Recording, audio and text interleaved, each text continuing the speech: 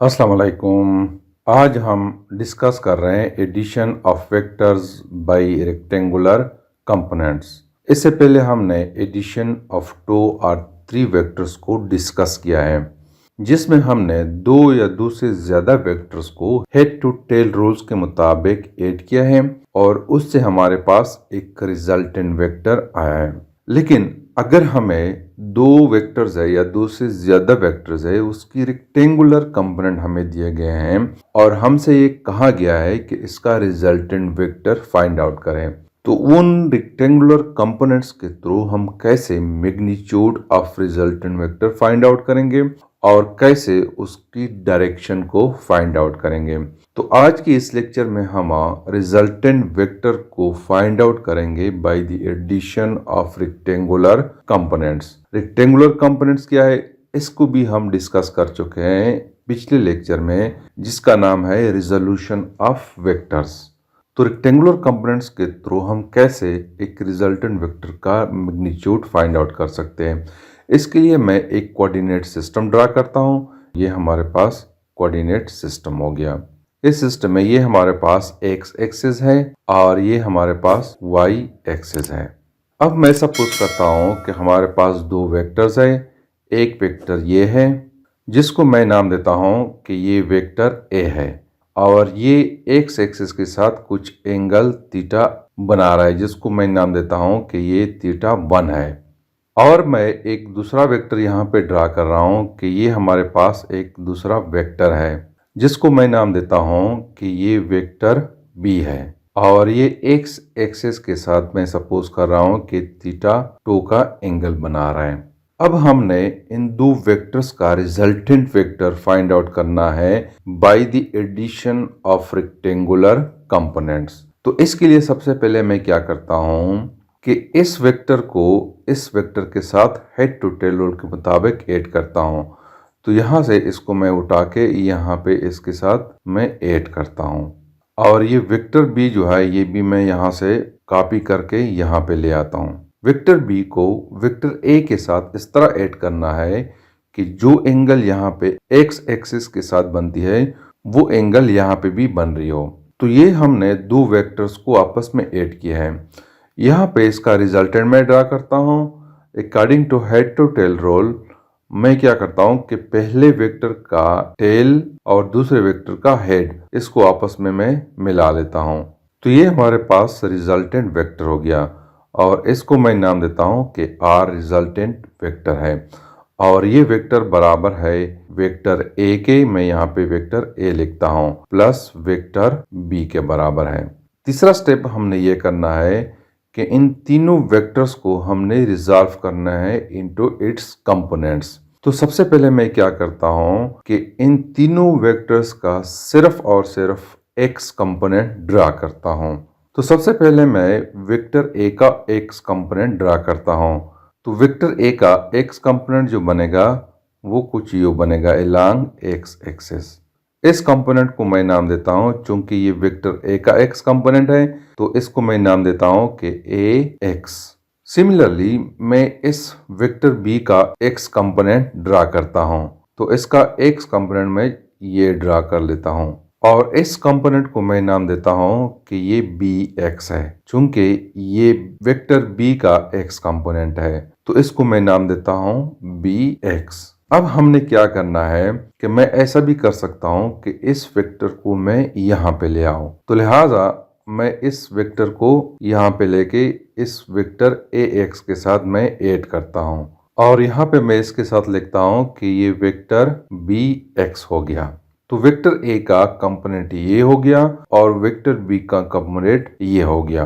अब हमने क्या करना है कि इस वेक्टर आर को रिजॉल्व करना है। तो इस वेक्टर आर का एक्स कंपोनेंट जो है वो यहाँ पे बनेगा, तो इसको मैं यहाँ पे ड्रा कर देता हूँ और इसको मैं नाम देता हूँ कि ये चूंकि आर का एक्स कंपोनेंट है तो मैं इसको नाम देता हूँ आर एक्स।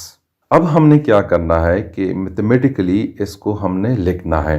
तो वेक्टर आर का जो एक्स कंपोनेंट है यानी आर एक्स, इसको मैं यहाँ पे लिखता हूँ कि आर एक्स जो है इट इज इक्वल टू, अगर हम यहाँ पे देखें ये आर जो है इक्वल है ए एक्स प्लस बी एक्स के। तो यहाँ पे मैं लिखता हूँ कि आर एक्स जो है ये इक्वल है ए एक्स प्लस बी एक्स के बराबर है। या इसको मैं इस तरह भी लिख सकता हूँ कि r x I unit vector is equal to ax I unit vector plus bx I unit vector। इसको मैं नाम देता हूँ कि ये इक्वेशन नंबर 1 है। या इसको हम इस तरह भी लिख सकते हैं कि आर एक्स का magnitude it is equal to magnitude of a x plus B x के बराबर है। तो हम इन तीनों इक्वेशंस में कोई भी हम लिख सकते हैं और इसको मैं नाम देता हूँ कि ये इक्वेशन नंबर 2 है। तो इस इक्वेशन का मतलब यह है कि magnitude of x component is equal to the magnitude of x component of resultant vector. अब इसके बाद हमने क्या करना है कि इन तीनों वेक्टर्स की y कंपोनेंट हमने ड्रा करनी है। तो सबसे पहले मैं a का y कंपोनेंट ड्रा करता हूं। तो ये इसका y कंपोनेंट आ जाएगा।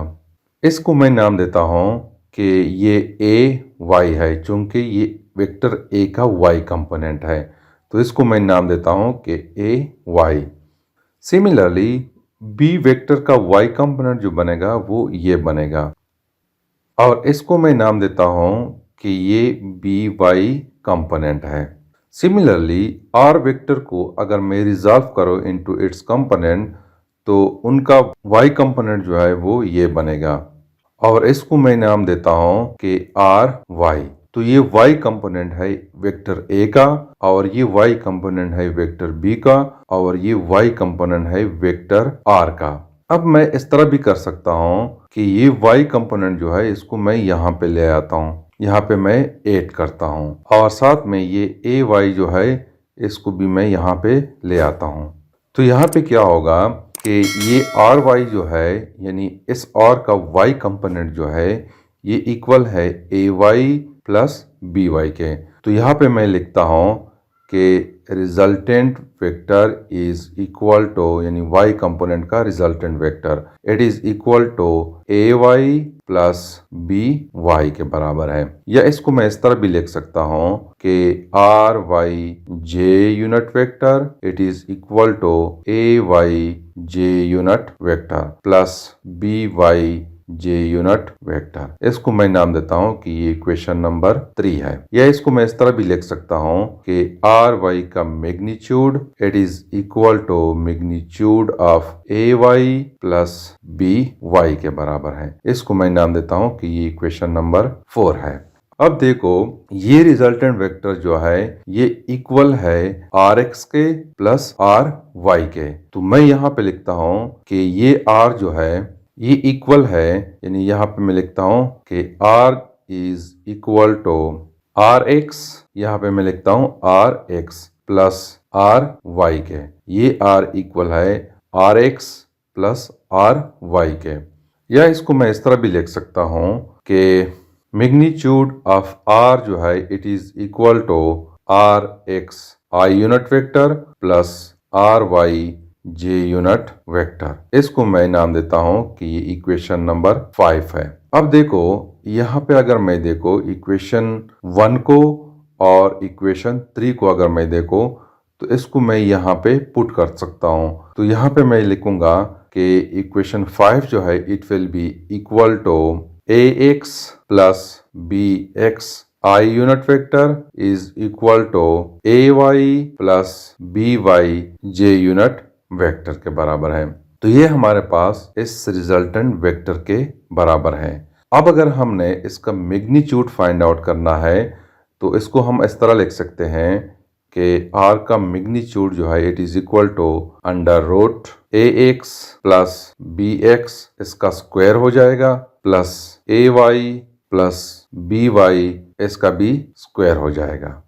तो इस इक्वेशन को हम मैग्नीट्यूड ऑफ रिजल्टेंट वेक्टर के लिए इस्तेमाल कर सकते हैं। तो इसको मैं नाम देता हूं इक्वेशन नंबर।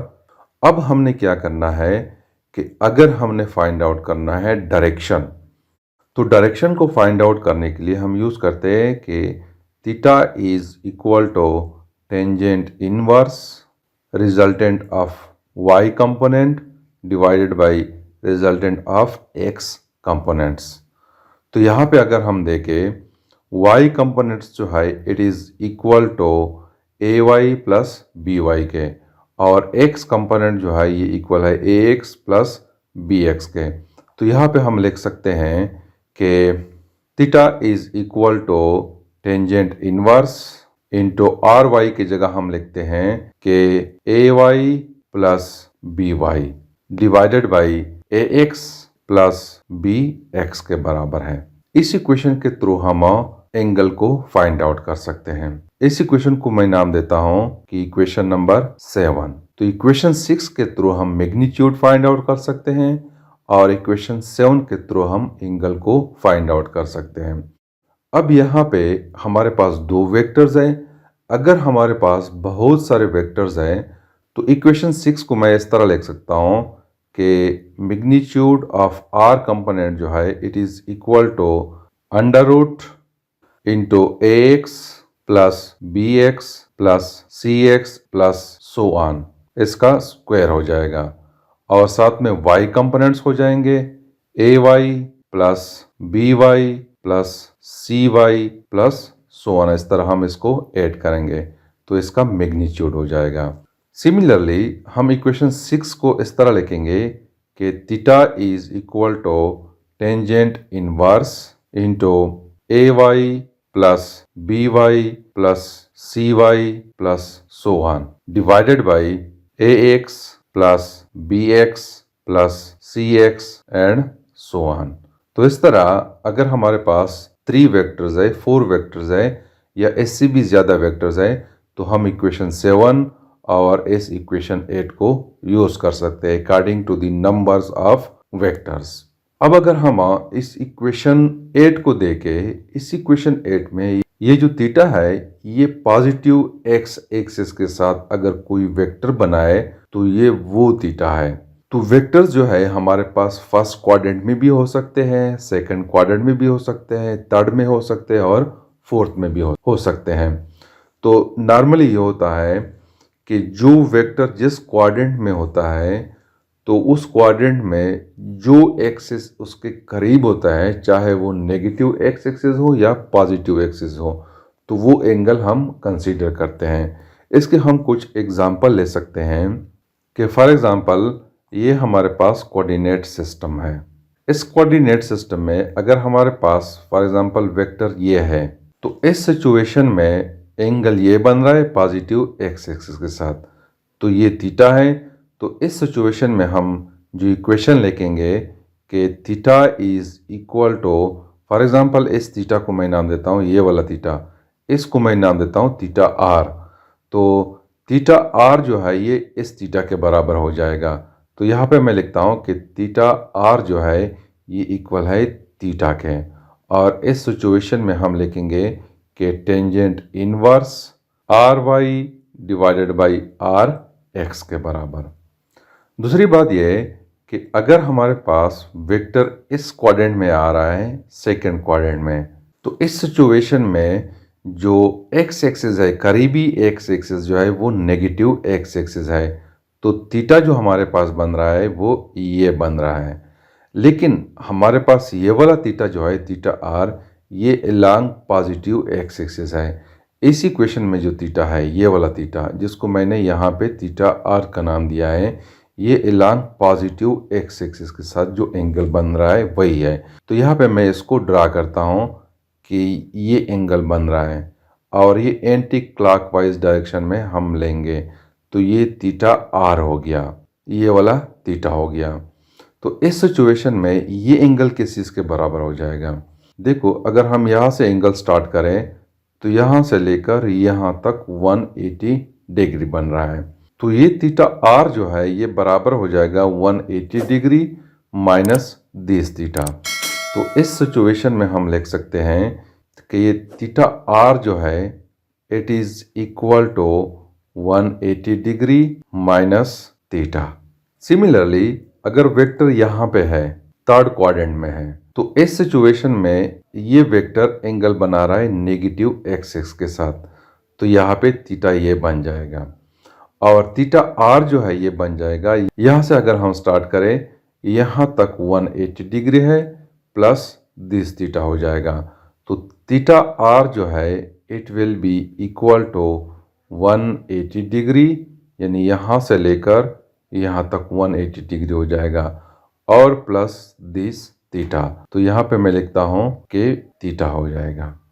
फोर्थ केस ये है कि अगर वेक्टर हमारे पास ये बन रहा है फोर्थ क्वाड्रेंट में, तो इस सिचुएशन में जो करीबी एक्सिस है वो पॉजिटिव एक्स एक्सिस है, तो it will make theta with this positive x axis.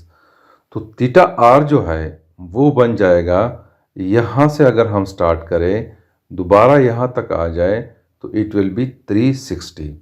360 से अगर हम इस थीटा को माइनस करें तो we will get theta R. तो यहाँ पे मैं लिखता हूँ कि थीटा आर जो है it is equal to 360 degree minus theta.